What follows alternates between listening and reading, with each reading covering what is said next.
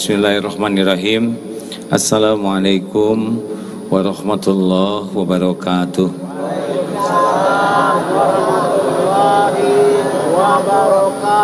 Alhamdulillahi rabbil alamin, alladzi khalaqal mauta wal hayata liyabluwakum ayyukum ahsanu amala wa huwal azizul ghafur.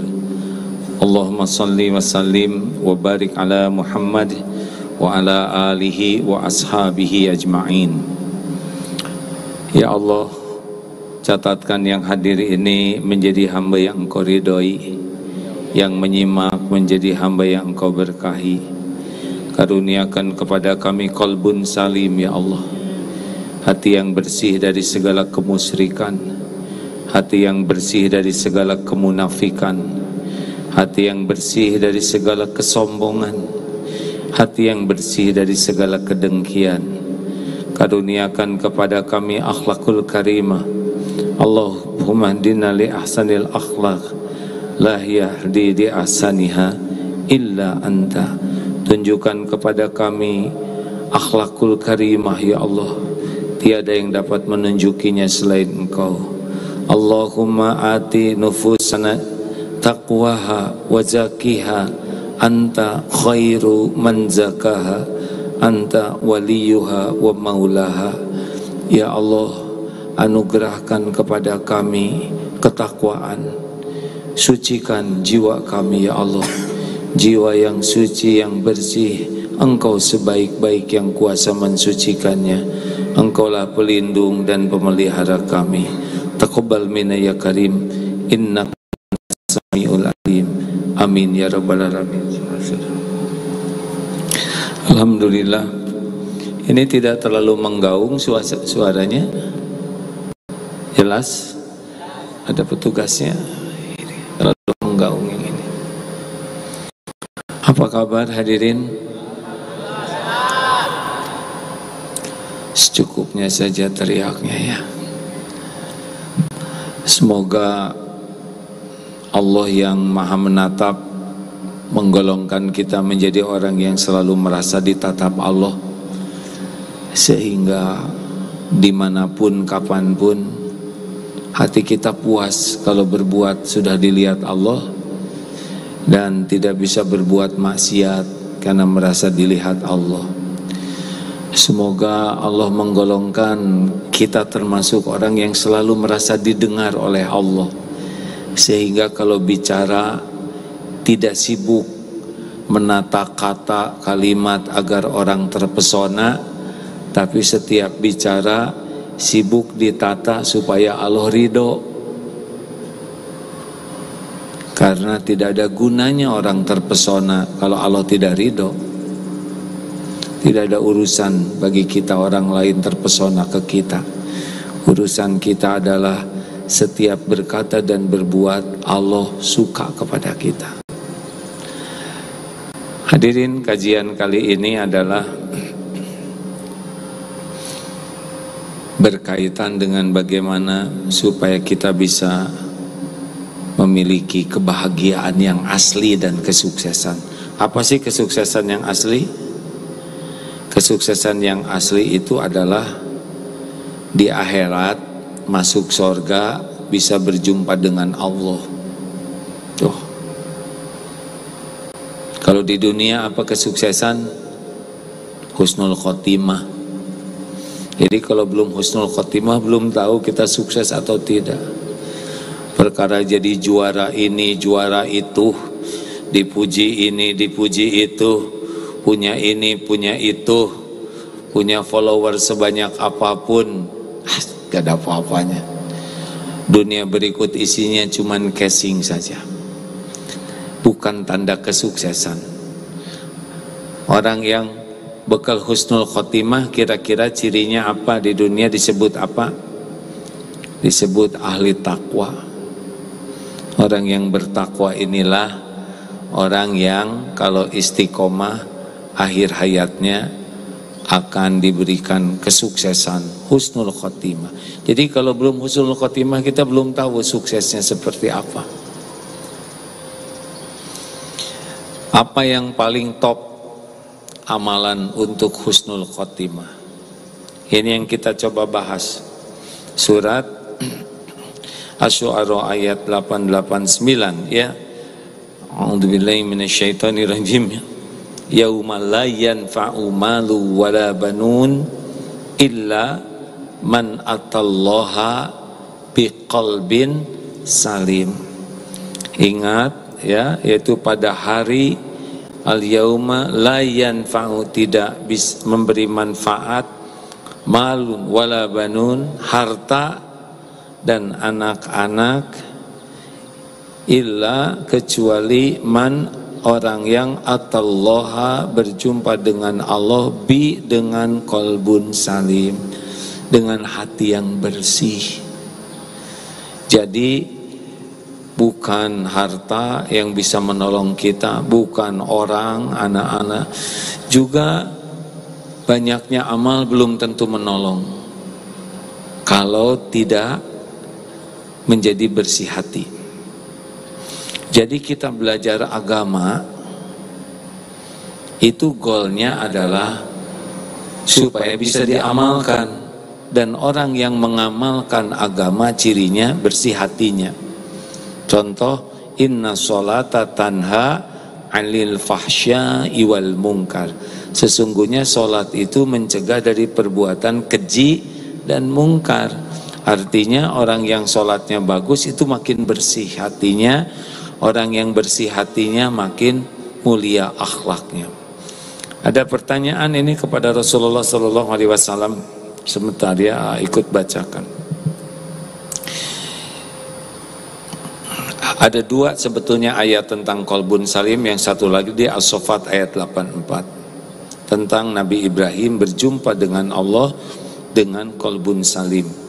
Lalu apa yang bertanya kepada Rasul, diriwayatkan dari Abdullah bin Amr bin As, beliau berkata, Rasulullah SAW pernah ditanya, siapakah orang yang paling utama? Beliau menjawab, setiap orang yang bersih hatinya dan benar ucapannya. Lalu para sahabat juga berkata, orang yang benar ucapannya telah kami pahami maksudnya. Apakah yang dimaksud dengan orang yang bersih hatinya, orang yang qalbun salim? Rasulullah menjawab, dia adalah orang yang bertakwa, yang takut kepada Allah, yang suci hatinya, tidak ada kedosa dan kedurhakaan di dalamnya, serta tidak ada ghil, tidak ada hasud, dendam dan hasud. Ini dua yang akan kita coba dalam kesempatan ini ya. Yang pertama, bagaimana supaya hati ini lebih mudah bersihnya ikhtiarnya. Yang pertama, kita harus tahu bahwa yang bisa membersihkan hati adalah Allah. Jadi sesudah kita bertekad ingin punya hati bersih, kalau hati bersih, amal sekecil apapun diterima. Nanti saya sebutkan hadis riwayat Imam Ahmad ya. Atau sebelumnya begini, innallaha la yanzuru ila suwarikum wa amwalikum walakin yanzuru ila qulubikum wa a'malikum. Sesungguhnya Allah tidak melihat rupa dan hartamu, tapi Allah melihat hati dan amalmu. Makanya intinya hati dulu, baru amal. Semua amalan utama itu di hati. Contoh, iman, dari hati dulu. Ikhlas, hati. Sabar, hati. Syukur, hati. Ridho, hati. Roja, harap ke Allah, hati. Khauf, takut, hati. Benar? Hub, cinta, hati. Dari hati dulu, baru jadi amal. Jadi tidak bisa orang menjadi baik amalnya kalau hatinya tidak baik, tidak bisa. Yang asli ya. Kenapa? Ada hadis Rasulullah sallallahu alaihi wasallam, ala inna fil jasad mudghah idza salahat salahal jasadu kullu wa idza fasadat fasadal jasadu kullu ala wahia al-qalb. Ketahuilah dalam jasad ini ada segumpal daging, kalau dia baik, baik seluruhnya, kalau dia jelek, jelek seluruhnya, itulah yang dinamakan qalbu.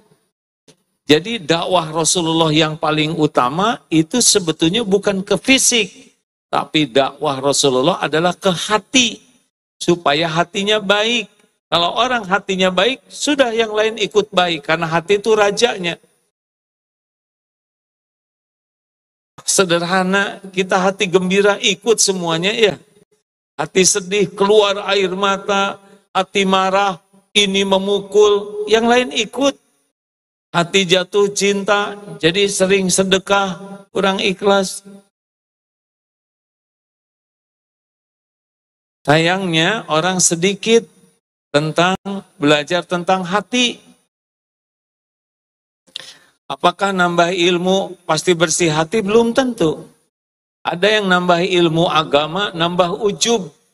Merasa paling soleh, merasa paling solehah, merasa paling ahli surga. Tuh, tambah ibadah apakah langsung bersih hati? Tidak. Ada yang makin kuat ibadahnya, makin sombong, makin iri, makin dengki. Kenapa? Karena dalam sholatnya juga hanya sibuk gerakan badan. Tapi hatinya lupa. Berapa banyak kita belajar sholat, melakukan sholat, badan dan lisan, hati belum tentu ingat ke Allah. Benar atau benar? Jadi kita terlalu fokus ke casing, belum fokus ke hati. Ada yang nanya, kenapa kok banyak ilmu agama, tapi sulit berakhlak sesuai dengan ilmunya? Yang pertama dan utama adalah niat belajar agamanya. Nanti akan dibahas ya, kenapa kok belajar agama tidak langsung berubah akhlaknya. Bahkan mesantren 10 tahun, bahkan sarjana agama, bahkan disebut ustadz, kiai, syekh, habib. Tapi mengapa kok terjadi jauh sekali antara ilmu dengan kelakuan? Ini masalah hati, hadirin. Berarti ilmunya tidak bisa membuat hatinya bersih.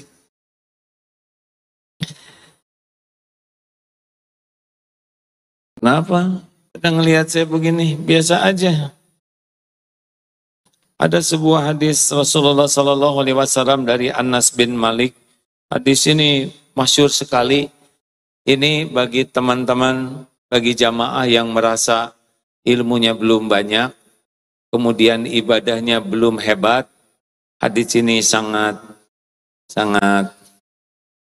bagus sekali untuk kita renungkan. Karena saya juga sangat serius dengan hadis ini ya. Suatu ketika kami duduk bersama Rasulullah SAW. Beliau berkata, akan lewat di hadapan kalian saat ini seorang calon penghuni surga. Ini masih hidup. Persislah seperti begini misalkan. Kalau ada Rasulullah kemudian beliau bersabda akan masuk calon penghuni surga. Pasti kita kaget semuanya ya. Lihat, datanglah masuk seorang pemuda Ansor dalam keadaan jengkotnya masih menetes sisa-sisa air wudhu dan di tangan kirinya menenteng terompah sendal. Pada keesokan harinya Rasulullah bersabda lagi yang persis sebagaimana sabdanya kemarin, dan lewatlah pemuda tersebut dalam keadaan persis dengan keadaan kemarin.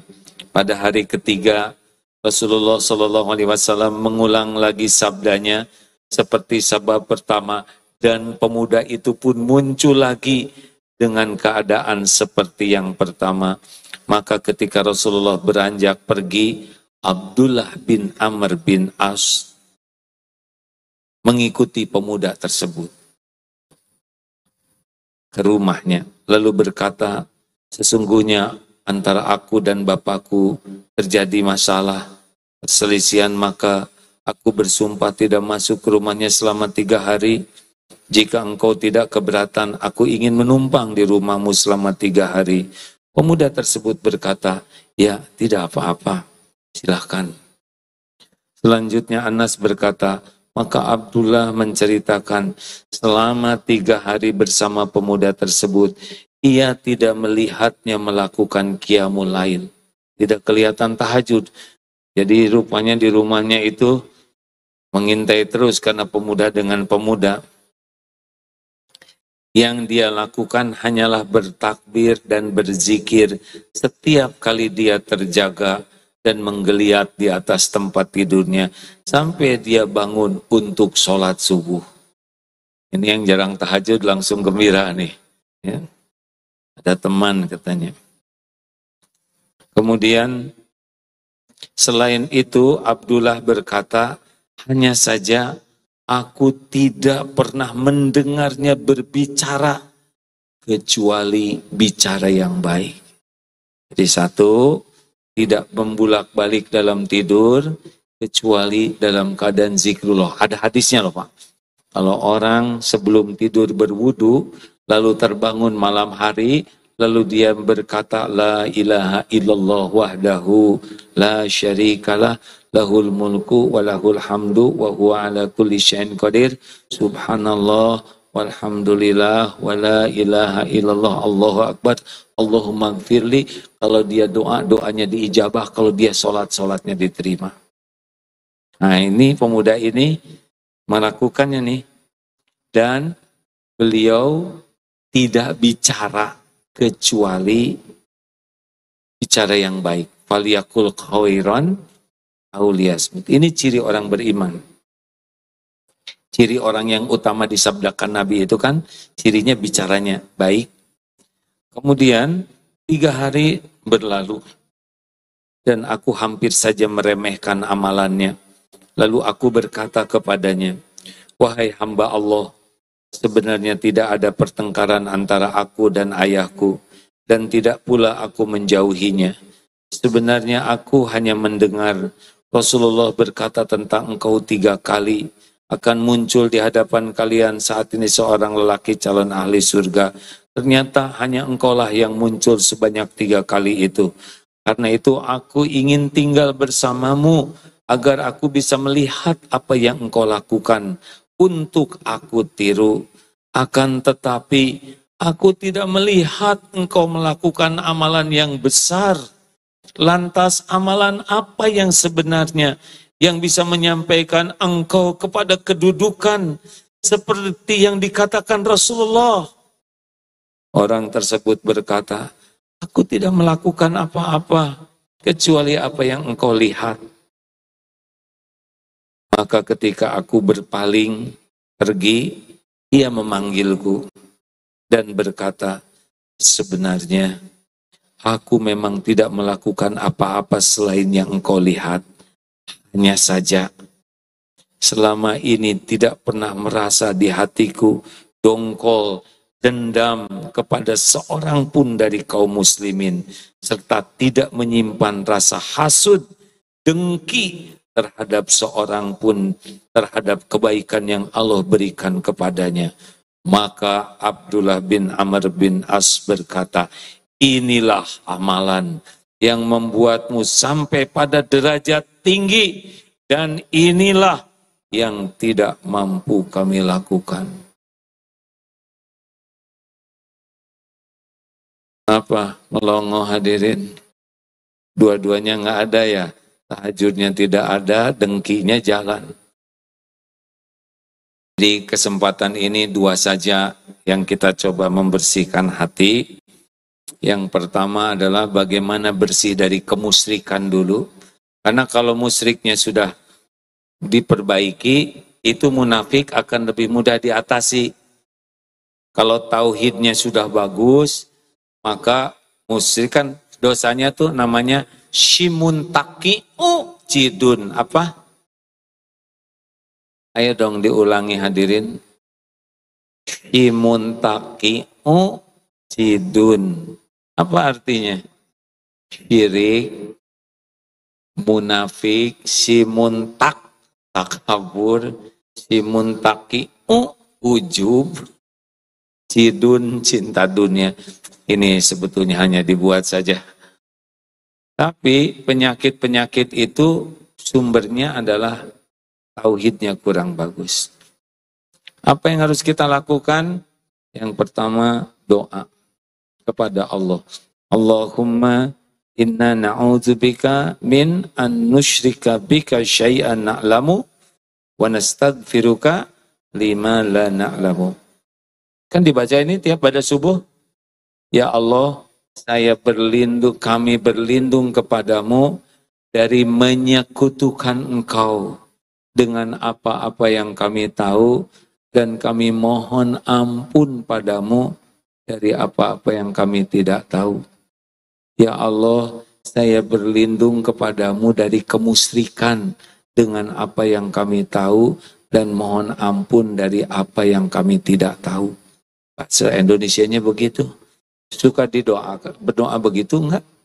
Belum. Satu lagi doanya, Allahumma ati nafsi taqwaha wa zakiha. Ya Allah, anugerahkan kepadaku jiwa yang takwa, yang takut ke Allah, wa zakiha, dan sucikan jiwa ini. Anta khairu man zakaha. Engkaulah sebaik-baik yang kuasa mensucikannya. Engkau waliyuha wa maulaha. Engkaulah pelindung, pemelihara jiwa kami ini. Harus doa, hadirin. Harus doa. Karena tidak ada yang membulak-balik hati selain Allah. Anta khairu man zakaha. Engkaulah sebaik-baik yang bisa mensucikan jiwa ini. Harus doa. Orang yang tidak doa, nggak mungkin kita bersih hati, kecuali Allah yang membersihkannya. Allahumma inni as'aluka qalban salima. Ya Allah, hamba mohon kepadamu qalbun salim.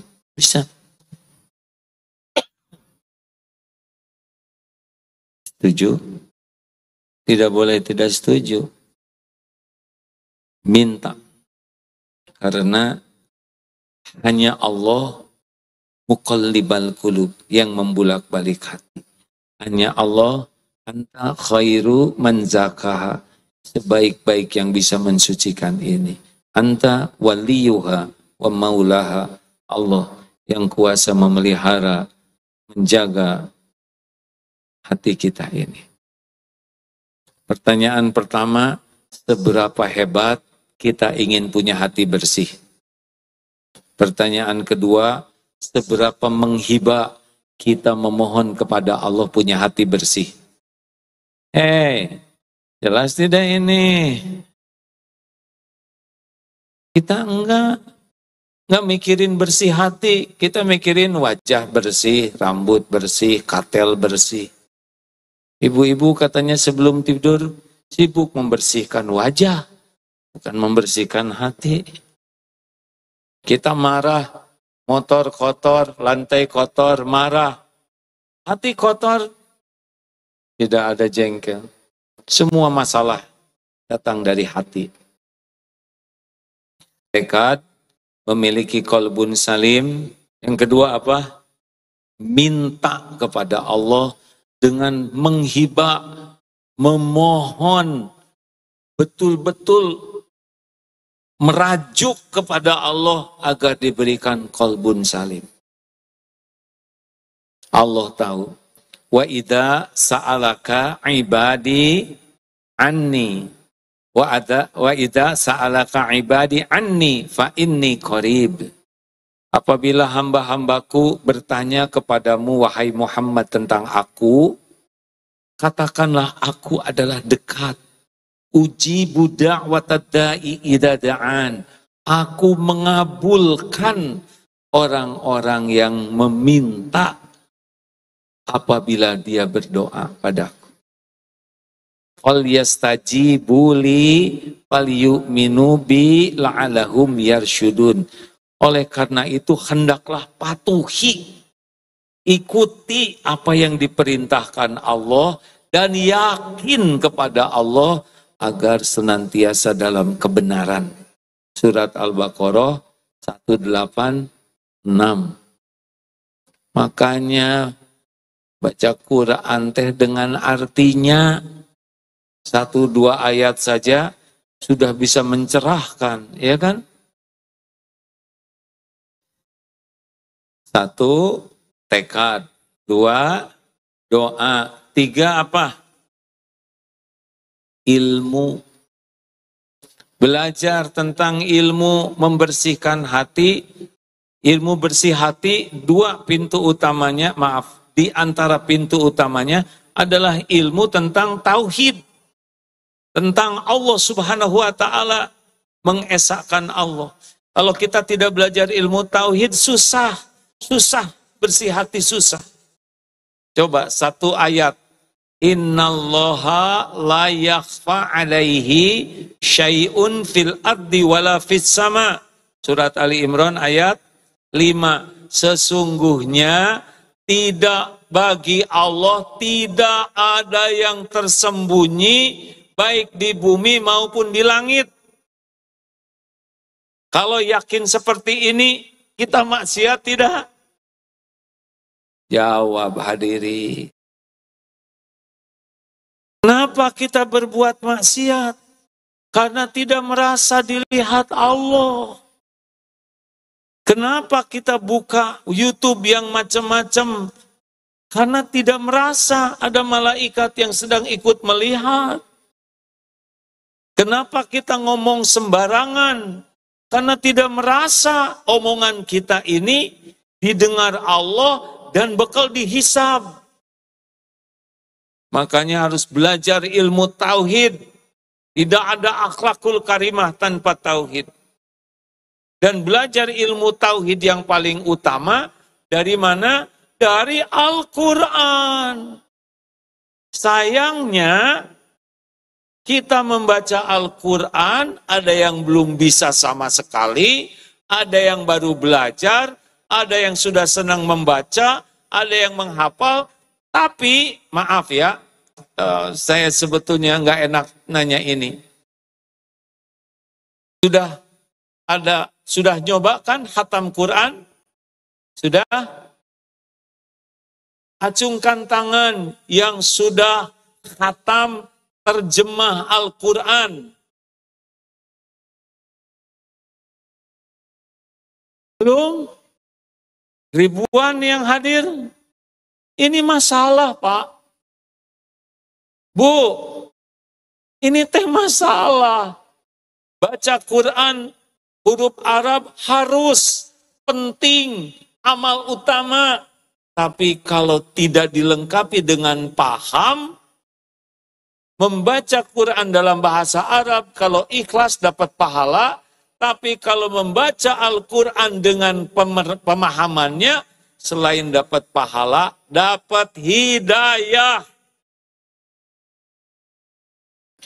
Berapa banyak orang non-Islam benci ke Islam, mau menyerang Islam, dia baca terjemah Quran. Hasilnya terpesona ke Quran. Hasilnya dapat hidayah masuk Islam dan sekarang jadi pendakwah Islam.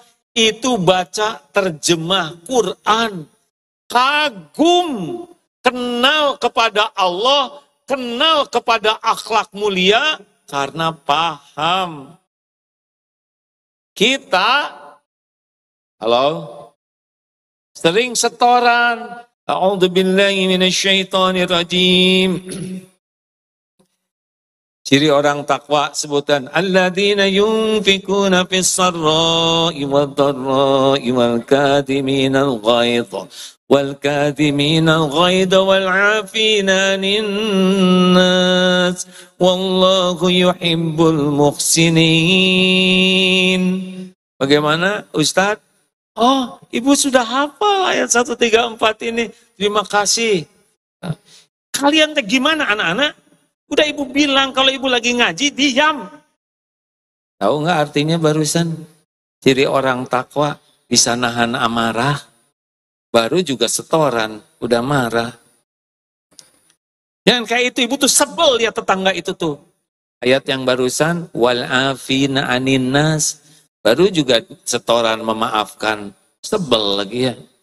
Yang lebih horor lagi ini. Ustadz, Ustazah, saya mau setoran. A'udzubillahi minasyaitonirrajim. Ya ayyuhalladzina amanu ijtanibu katsiran minadh-dhann. Inna ba'da dhanni ismun wa la tajassasu wa la yaghtab ba'dukum ba'dha. Ayuhibbu ahadukum an yakula lahma akiki maitan fakarihtumu. Wattaqullaha innallaha tawwabur rahim. Bagaimana? Oh, ibu apal, alhamdulillah, makasih. Beres setoran, datang ke ibu-ibu. Kenapa sih yang majelis sebelah itu kok ngerumpi aja, kerudung gede-gede, kelakuan gak cocok? Kenapa dia kayak gitu? Jangan-jangan dia tuh dengki sama kita. Tahu nggak Bu, suaminya tuh kayak apa kelakuannya? Itu tas yang dibawanya tuh nyicil loh Bu. Saya sudah tahu karena nyicilnya dari teman saya dan beli second. Tahu barusan setoran ayat apa hadirin? Wahai orang yang beriman, jauhi prasangka. Baru juga setor, langsung berprasangka buruk. Wala tajassasu, dan jangan nyari-nyari aib kesalahan orang lain. Baru juga setoran, langsung nyari. Ya, dipraktekkan yang sebaliknya. Wala yaghtab ba'dukum ba'dha, jangan bergibah, jangan ngomongin kejelekan orang. Masalahnya tidak bersih hatinya karena belum sungguh-sungguh paham. Jelas? Jadi gimana dong? Baca Quran dengan artinya. Yang lebih baik baca Quran sambil berguru yang bisa menafsirkannya. Tapi kalau belum bisa ketemu guru dan belum sering ketemu guru, tiap hari baca Quran dan artinya. Yang biasa one day one juz hanya Qurannya saja, sekarang tambah one day one juz, Quran plus terjemahnya. Kalau tidak cukup waktunya, setengah-setengah saja. Setengah Qurannya, setengah terjemahnya. Supaya bersih hati. Katanya kalau baca Quran nggak pakai guru bisa tersesat. Bisa tersesat kalau niatnya salah. Ingat janji Allah surat Al-Ankabut ayat 69. Walladzina jahadu fina lanahdiyannahum subulana, dan orang-orang yang bersungguh-sungguh mencari keridhaan Allah, walladzina jahadu fina lanahdiyannahum subulana, maka Allah benar-benar menunjukkan jalan-jalannya. Jadi yang menyebabkan orang suka tersesat dengan Al-Quran, salah niatnya. Apa niat yang salah? Niat ingin kelihatan pintar, niat ingin berdebat, niat untuk memuaskan nafsu. Dia punya keinginan cari ayat Quran supaya cocok nih. Nafsunya bisa terrealisasi. Niat untuk menjatuhkan orang, niat untuk dikagumi sebagai orang yang hafal Quran, niat untuk dipuji orang. Kalau niatnya bukan nyari keridhaan Allah, enggak dapat itu cahaya Al-Quran. Karena niat adalah alamat. Salah niat, salah alamat. Jadi Allah tahu nih kita semua. Keadaan kita, keuangan kita, keterbatasan kita nyari ilmu. Allah tahu intelektual kita, hati kita. Tapi kalau kita diketahui Allah ingin dekat dengan Allah, Allah akan ngasih jalannya hadirin. Maaf ya, ini pertemuan ini siapa yang ngatur? Allah. Ini yang datang ke sini, Allah tahu isi hati, tapi aslinya saya nggak pengen ke sini cuman iseng aja, lagi istirahat, tetap Allah yang ngatur. Mungkin doa istrinya, ya Allah suami saya teh keras hatinya, istirahat aja ke sini, dapat ilmu. Karena tidak ada yang kebetulan dalam hidup ini. Oleh karena itu, kalau ingin bersih hati, baca Quran dengan artinya. Simak tausiah dari orang yang paham Quran dengan artinya. Ya, jelas Bu? Bu, Kalau ingin hati tenang bagaimana caranya? Lihat di Quran. Ala bidzikrillah tatma'innul qulub. Camkan, hanya dengan zikrullah hatimu akan tentram. Gampang tentram tuh. Ingin bahagia bagaimana kuncinya? Buka surat An-Nahl 97. Kalau ingin bahagia tuh ya, bagaimana? Yo, barang siapa yang beramal soleh, man amila soliham min dzakarin au unsa wa huwa mu'min falanuhyiyannahu hayatan thayyibah walanajziyannahum ajrahum ya. Aduh mak. Hadirin sekalian. Jadi kalaupun belum hafal kita baca saja ya. Tapi jangan begini, ya Allah beri saya petunjukmu, jodoh saya yang mana? Lalu merem, buka Quran, oh ini, padahal di sana tuh ada yang satu ahli surga, satu ahli neraka, pilih yang bidadarinya. Jangan begitu ya, karena para ulama tidak ada yang begitu. Jadi jangan minta tunjuki saya langsung dibuka, jangan. Minta saja petunjuk, nanti ada jalannya kita dapat petunjuk dari Allah. Siap ini hadirin sekalian? Ingin punya hati yang bersih? Ingin tidak? Allah tahu siapa yang pengen punya hati bersih. Lalu doa, lalu baca Quran, kemudian baca juga apa yang dianjurkan Rasulullah SAW yang bisa membuat hati jadi bersih. Nah ini salah satu kuncinya ya, adalah benar-benar dalam melakukan apapun niatnya mencari ridho Allah. Ini latihannya, riadohnya ya.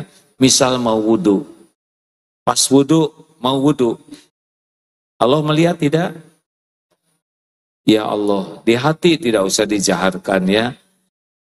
Ya Rob, tidak ada larangan untuk mencari ridho Allah dalam hati ataupun dijaharkan. Ya Allah, saya niat berwudu, Engkau yang memerintahkan, Rasulullah mencontohkan.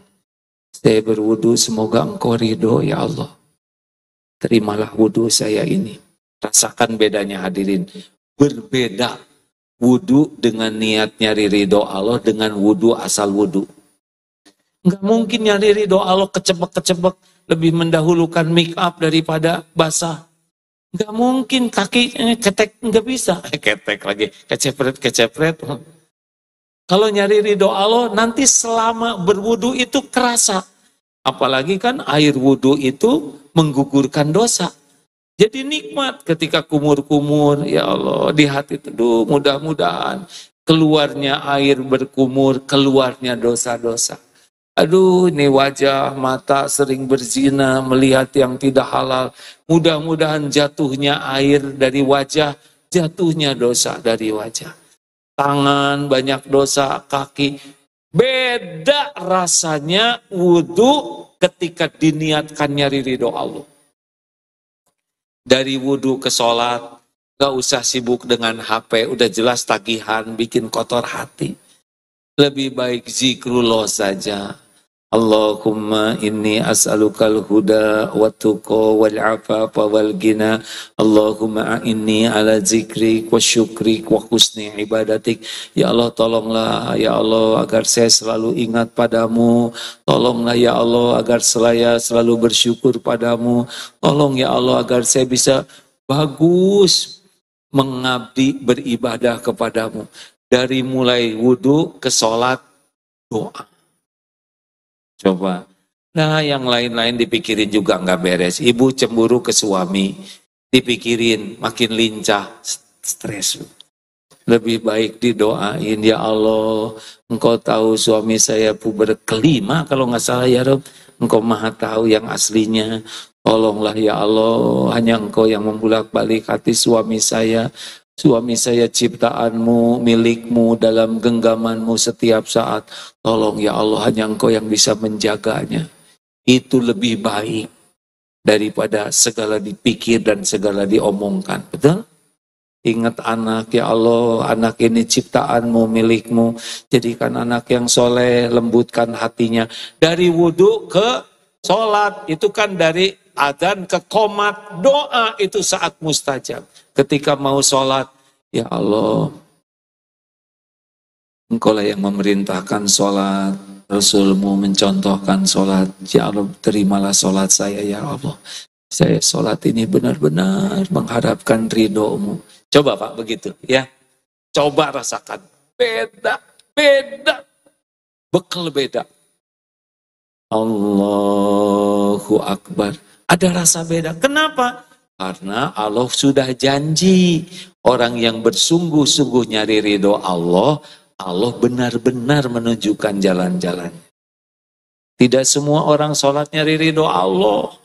Ada yang ria, pengen kelihatan ahli sholat. Ada yang pamer. Apakah kalau ngimamin pasti nyari ridho Allah? Belum tentu. Ada yang ketika ngimamin ingin kelihatan saya sebagai imam. Ada yang ketika ngimamin ingin menunjukkan hafalannya. Ingin menunjukkan bersihnya, tahsinnya. Ada yang ingin menunjukkan keindahan suaranya. Ada yang ingin memamerkan panjang hafalannya. Belum tentu nyari ridho Allah, termasuk ceramah begini. Ceramah begini belum tentu nyari ridho Allah. Ada yang nyari amplop, ada yang nyari berkat ya, ada yang nyari kekaguman orang, ada yang ingin memperlihatkan kesolehannya, kemakrifatannya, keluasan ilmunya, kebersihan hatinya. Bisa jadi nih acara ceramah begini lagi acara pamer diri, walaupun dikemas dalam bahasa yang bagus. Allah tahu isi hati. Halo? Mikir apa?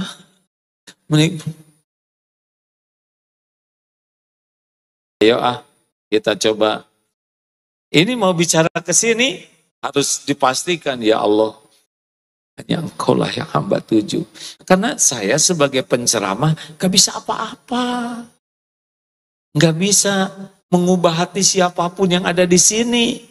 Boro-boro ngerubah orang lain, ngerubah diri aja nggak bisa. Tidak bisa memberikan pemahaman. Gimana masukin ke otak saya aja sedikit pahamnya, betul tidak?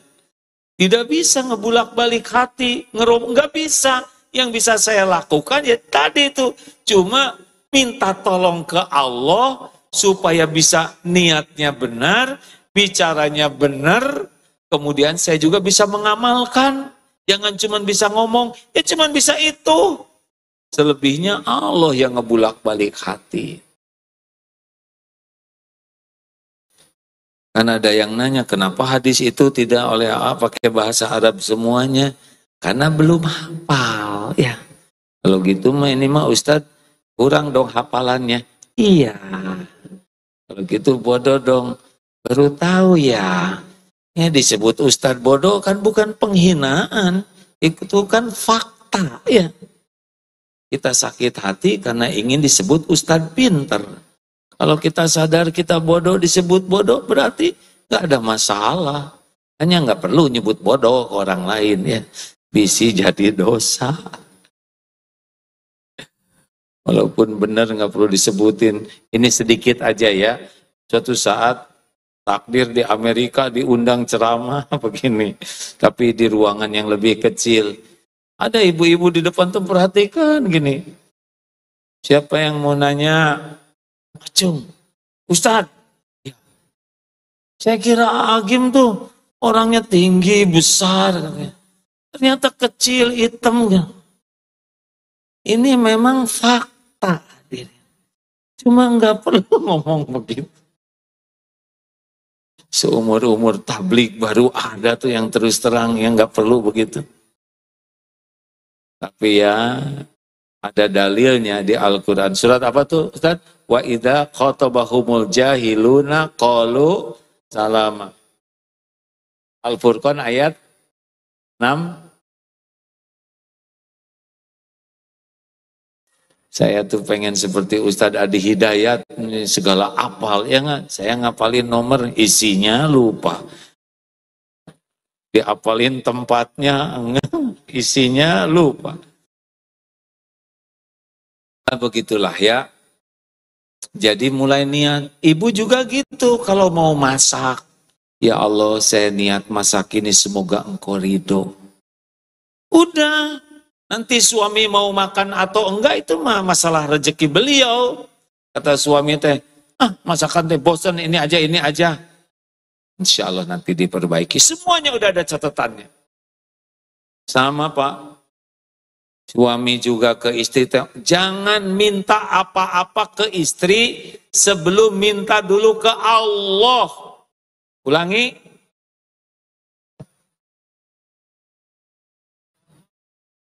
Ke Allah dulu. Istri Bapak, ciptaan, milik, yang ngebulak-balik hatinya, sakit hati, Pak. Kalau Bapak minta ke istri, tapi nggak minta dulu ke Allah. Sama ibu juga. Minta ke Allah apa-apa teh. Ya Allah, saya minta rezeki.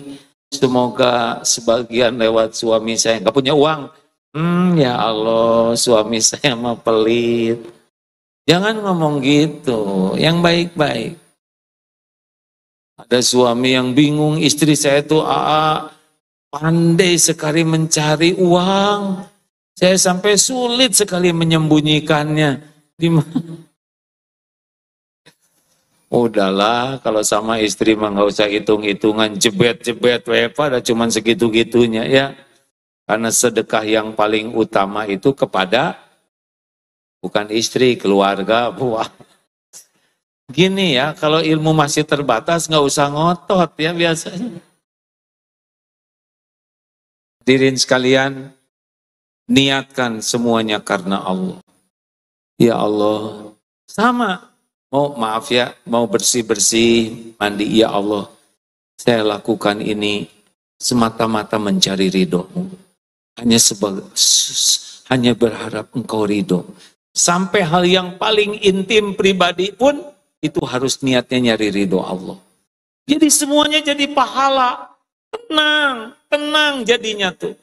Kalau Allah Maha tahu segala-galanya dan tahu bahwa kita melakukan hanya ingin diridhoi oleh Allah, Allah akan menuntun kita mendapatkan tambahan kebaikan dari amal-amal kita. Tolong garis bawahi ini ya.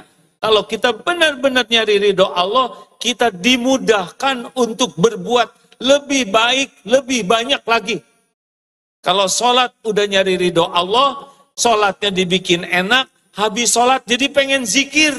Habis zikir pengen doa, terus ditambah oleh Allah.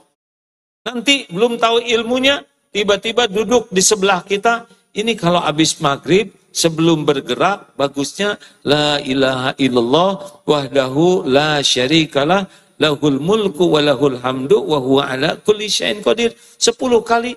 Kenapa kita duduk dengan beliau? Allah yang ngatur. Jadi kalau kita ikhlas melakukan apapun, ya Allah hanya karena Engkau, hanya mencari ridho-Mu, udah nggak capek hidup ini. Nggak ada terluka hati karena tidak dikasih, tidak dihargai, tidak dibalas budi. Udah selesai itu, udah nggak ada lagi di hati kita. Kita kan menderita karena ngarep-ngarep ke makhluk. Betul? Kita kan jadi tegang hati kita tuh, karena ngarep-ngarep kepada selain Allah. Kita jadi galau, resah, karena berharap ke selain Allah. Nanti akan cemas dan sedih. Kalau ngarep-ngarep kepada selain Allah tuh cemas dan sedih. Dan huzn. Ini serius Pak. Orang yang tidak bergantung ke Allah banyak cemas dengan yang belum terjadi dan banyak sedih dengan yang sudah terjadi. Makanya kalau kita yakin ke Allah tentang pemilu, pilpres, tegang jangan? Jawab hadirin. Stres jangan? Mau ngapain stres? Pertama, saudara bukan capresnya. Yang kedua, kita belum tentu hidup 2024. Ada yang bulan Januari kan meninggal 2024, coba yang mana? Dan yang menjamin kita tuh bukan presiden. Yang menjamin kita adalah Allah. Mau siapapun presidennya, yang menjamin rizki, kebahagiaan, kemuliaan, pahala, keselamatan, Allah semata.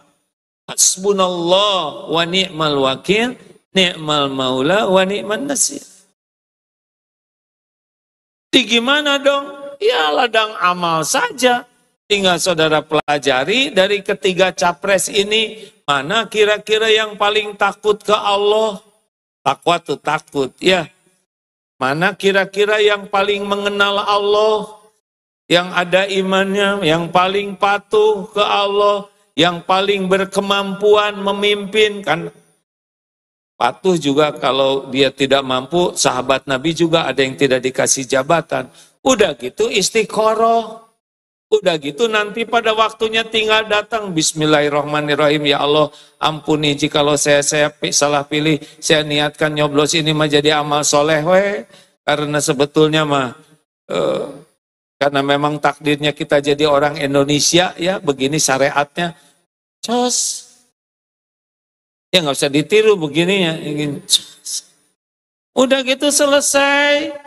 Belum tentu yang kita joblos jadi. Karena yang menentukan jabatan itu adalah Allah, bukan hasil pilpres. Nanti kalau yang ditentukan jadi, nanti jadi pada nyoblos. Karena jabatan itu bukan tanda kesuksesan. Bukan tanda kemuliaan. Jabatan itu tanda cobaan yang besar. Sukses itu kalau dengan jabatannya jadi pemimpin yang adil.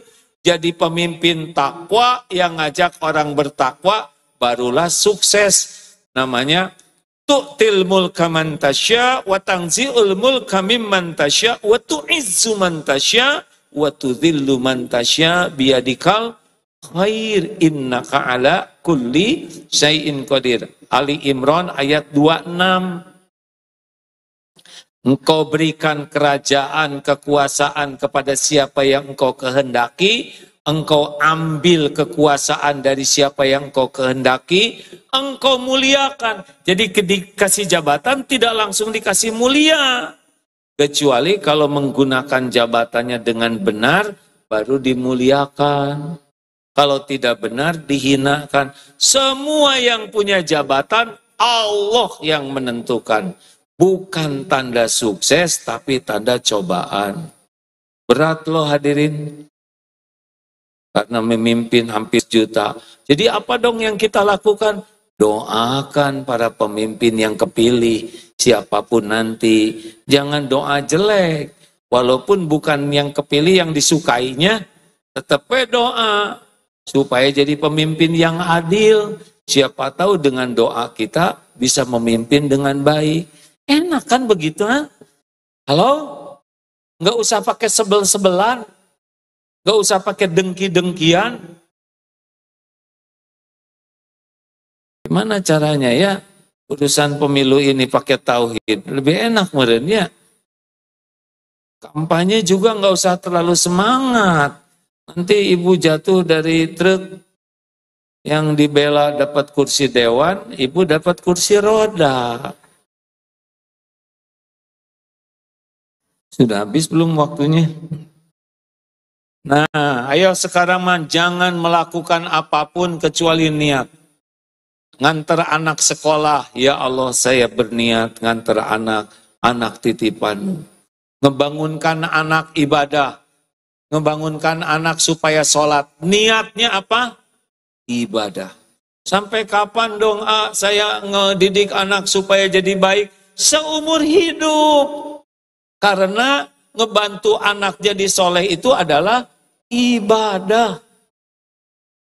minjemin uang, niatkan jadi ibadah, bukan ngerenten.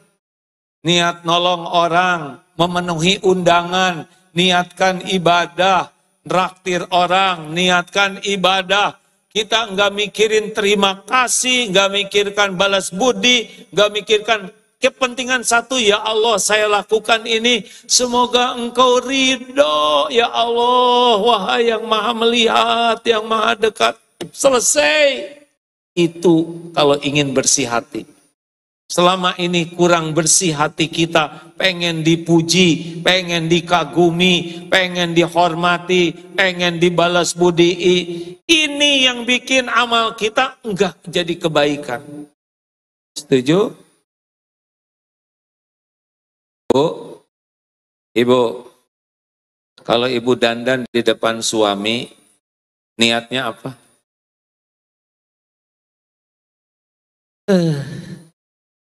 Saya emosi berarti kurang ikhlas nih. Niatnya mah amal soleh, disebut kesemak oleh suami, ya nggak apa-apa. Orang yang ikhlas mah nggak ribuh lagi, nggak ada lagi yang membuat dia goyang dalam hidup. Lempeng aja, dipuji, tidak dipuji, dicaci, oh semua enggak saja. Orang kurang ikhlas dipuji semangat, tidak dipuji tidak semangat, dicaci patah semangat.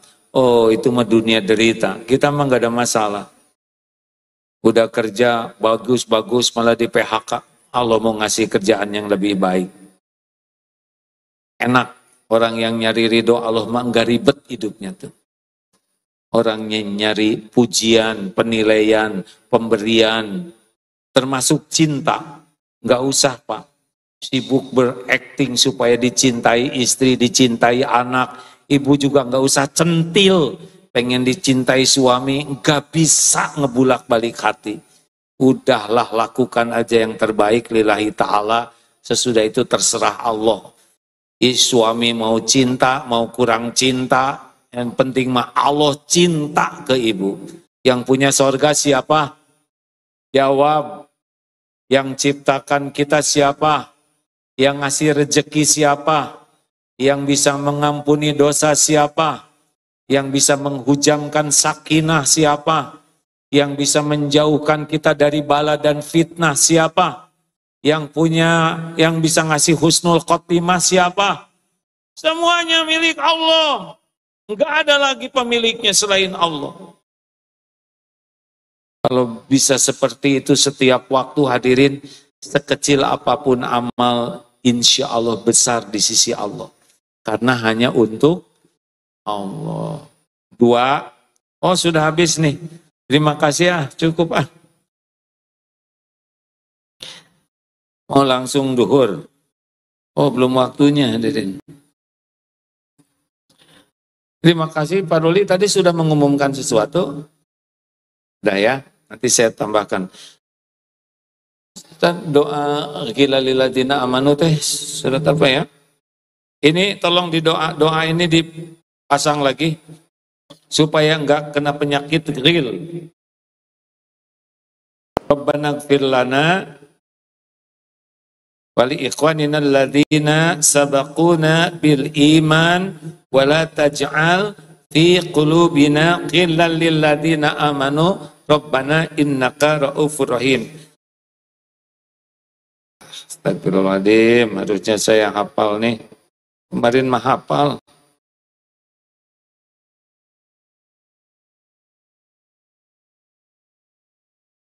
Hafalkan Ibu?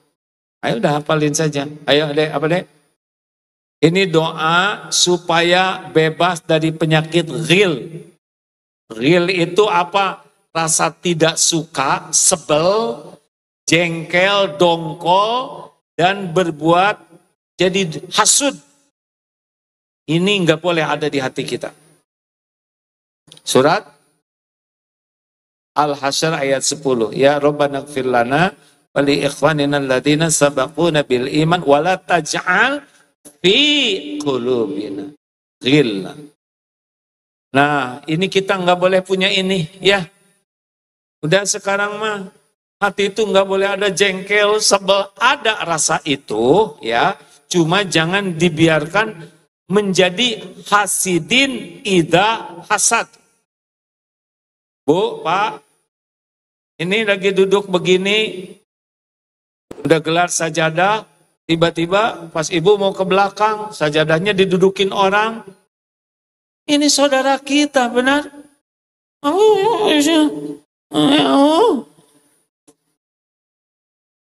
Lapang hati itu.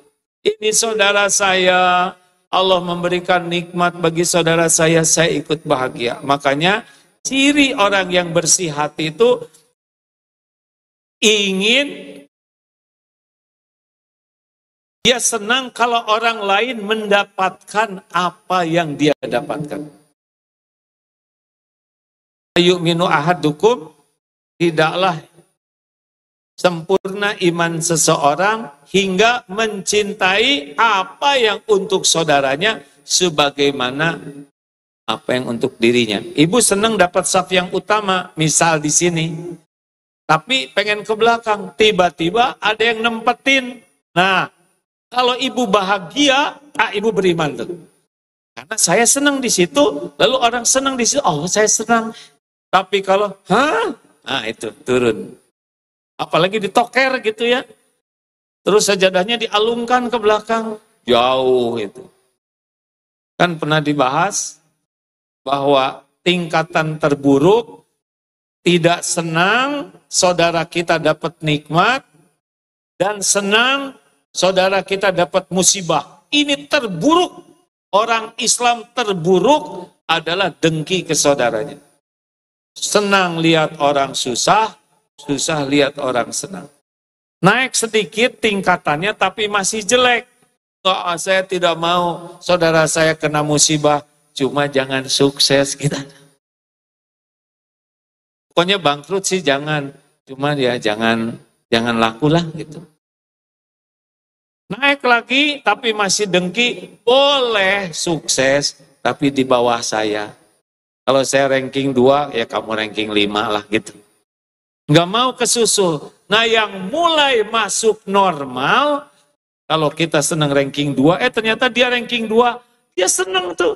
Itu sudah bagus. Yang paling top, senang lihat orang lain dapat nikmat lebih daripada kita. Kita ranking 2, ternyata sahabat kita tuh jadi ranking 1.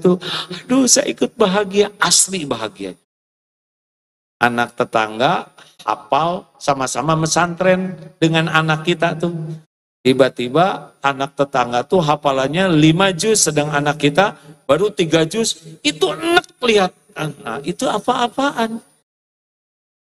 Tahu-tahu kesusul, mulai bahagia tuh. Sangat menginginkan anak kita lebih bagus. Ingin siapapun yang dapat nikmat, kita bahagia. Itulah orang yang bersih dari ghil, dari hasud. Bisa dipahami? Saya mungkin belum mahir menjelaskannya, tapi udahlah, jangan sebel, maafkan aja lah.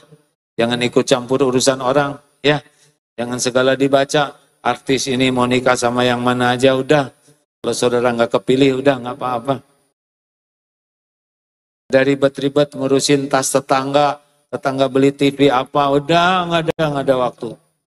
Semuanya baik di hati kita mah, yang baik-baik aja. Husnuzon, ya. Dikasih WA, udah contreng biru 2, nggak dibalas, husnuzon. Tapi di atasnya only AA, ya mungkin itu sudah jawab, cuma lupa set. Nggak mungkin dia lupa, dia kuat, dia ingatannya. Mungkin udah dikirim tapi salah pencet, mustahil. Aku mah maneh lah. Janganlah ya. Jangan busukkan hati kita. Makanya kalau lihat-lihat tayangan-tayangan, jangan yang ngotorin hati. Berita banyak. Ini mau film hantu diliatin, atuh jadi tahajudnya nggak jadi. Kan ada tuh Pak yang horor-horor, yang dicermin ada atuh jadi tahajud. Lagi tahajud walam dholin, dicerita itu amin. Jadi dia nggak mau tahajud. Ini apa-apaan, jangan ngotorin hati, ya. Sayang. Jangan serba ingin tahu. orang. Kalau ada orang yang ngomong nggak bagus ke kita, ya udah jangan didengar. Jangan suka nanya, dia ngomong apa? Motorin. Terima kasih.